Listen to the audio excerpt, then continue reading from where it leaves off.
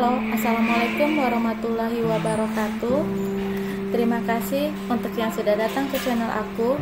Kalau belum subscribe, tolong jangan lupa di subscribe, kemudian bunyikan lonceng, dan jangan lupa kasih like serta komentar biar aku makin semangat ya. Jodoh 5 langkah, episode 105. Buat rujak. Mas, tolong pasangin. Safira memberikan punggungnya agar Vino memasang pan kecil di belakang punggungnya tersebut. Ternyata kamu semakin manja, sayang. Vino tersenyum dan mencium bahu istrinya. Kenapa gitu? Tanya Safira, sungguh tidak merasa akan hal tersebut. Bila tidak manja, apa namanya ini? Vino meluk istrinya dari belakang. Pria itu kemudian mencium bagian leher. Mas, Vira mau rujak, bukan mau itu. Lagian, Vira hamil, nggak boleh sering-sering. Safira sangat memahami bila sikap suaminya seperti ini, maka akan ada kelanjutannya. Vino akhirnya menganggukkan kepalanya. Pria itu hanya diam memandang istrinya yang sedang melekatkan pakaian. Apa sudah siap pasang bajunya? Safira menganggukkan kepalanya. Jilbab Vira, Mas? Vino mengambilkan jilbab untuk istrinya. Ia kemudian duduk di tepi tempat tidur dan memberikan punggungnya. Safira tersenyum dan melingkarkan tangannya di leher Vino, sedangkan kakinya menjepit di pinggang suaminya. Hai si kembar, kenapa kamu mengerjain Dedi di tengah malam seperti ini? Vino berkata ketika keluar dari kamar. Entah jam berapa saat ini dirinya tidak tahu dan lupa melihat jam. Terdengar suara bel jam antik yang berada di ruang tamu sebanyak 3 kali. Yang pertama ini sudah jam 3 pagi. Safira yang tersenyum ketika mendengar ucapan suaminya. Mas, Vira duduk di sini ya. Safira menunjuk kursi makan yang ada di dapur. Iya sayang, jawab Vino. Ia berdiri di samping istrinya, bingung dengan apa yang harus dilakukannya saat ini. Sayang, tunggu sebentar ya. Aku mau ambil ponselku di kamar. Aku ingin melihat cara buat rujak di YouTube. Iya, cepat ya mas. Iya sayang. Vino berlari ke kamarnya dan kembali setelah mengambilkan ponselnya. Safira sedikit tersenyum ketika melihat suaminya yang ngos-ngosan. Sebenarnya ia merasa sangat kasihan ketika melihat suaminya kebingungan dengan keinginannya. Namun entah mengapa, ia begitu sangat ingin rujak yang dibuat oleh suaminya langsung.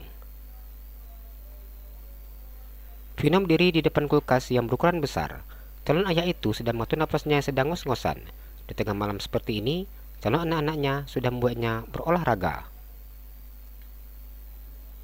Seumur hidupnya belum pernah membuat yang namanya rujak. Ia sungguh tidak tahu bagaimana cara membuat rujak. Dicarinya cara membuat rujak di YouTube. Setelah melihat apa saja yang diperlukan dan disiapkan, ia menelan air ludahnya dan mana ke arah istri yang sedang duduk. Ada apa mas? Tanya Safira. Sayang, apa aku boleh minta pelayan dapur untuk membantu menjadi asistenku? Baru melihat apa saja yang harus disiapkannya, sudah membuatnya pusing. Safira menggelengkan kepalanya. Vino menggaruk-garukkan kepalanya. Ia kebingungan berada di dapur. Dibukanya pintu kulkas, namun bingung tempat penyimpanan buah yang bisa dijadikan rujak. Bisa sampai pagi aku cari buah, batinnya. Mas Vino lagi apa? Vino sedikit terkejut ketika mendengar suara yang bertanya kepadanya. Pria itu kemudian memutar kepalanya ke belakang dan menang Rangga. Buah rujak, tapi nggak tahu di mana tempat buah, jawabnya. Rangga menang Safira yang duduk di kursi makan. Ia kemudian tersenyum. Kak Vira mau makan rujak ya? Iya, jawab Safira dengan tersenyum. Biasanya selalu ada stok buah untuk rujak dalam kulkas. Soalnya Mimi suka minta rujak ke pelayan dapur. Rangga berjalan mendekati Vino.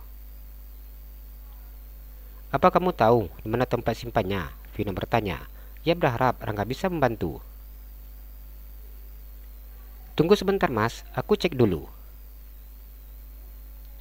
Iya, jawab Vino yang berpindah posisi dan membiarkan Rangga yang mencari buah yang saat ini dibutuhkannya.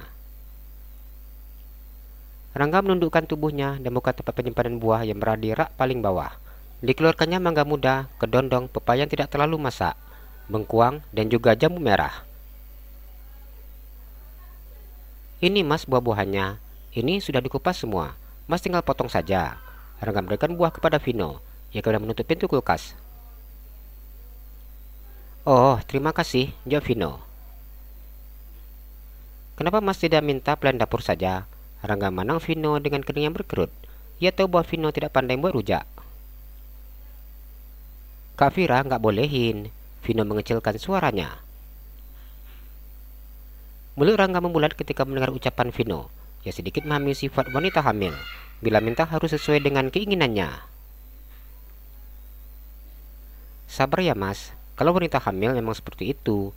Mimi juga seperti itu soalnya. Rangga teringat ketika Zainab dipaksa untuk masak nasi goreng oleh miminya. Safira duduk di kursi makan, hanya senyum-senyum memandang Rangga dan suaminya. Mas, pakai apron? Safira memberikan perintah. Apron? Apa sayang? Tanya Vino. Ini Mas, Rangga menunjukkan apron warna pink yang tersangkut di dinding. Apa tidak ada warna lain? Vino melihat apron yang berwarna pink tersebut.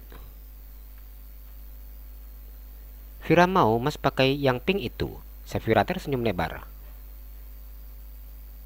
Vino diam dan menelan air ludahnya. Ikuti aja Mas, Rangga sedikit berbisik. Vino menganggukkan kepalanya, dan melihat apron tersebut dan memakainya. Kamu juga enggak? Safira merintahkan Rangga. Iya Kak, jawab Rangga dengan patuh. Dipakainya apron yang warna pink yang sama seperti Vino. Safira begitu sangat senang ketika melihat kedua pria bocah tampan itu memakai apron berwarna pink. Aku tidak menduga akan dikerjain calon keponakan di tengah malam. Sepertinya keponakanku perempuannya Mas. Benarkah? Mata Vino terbuka lebar. Iya Mas, lihat aja ini. Kita diminta pakai apron warna pink.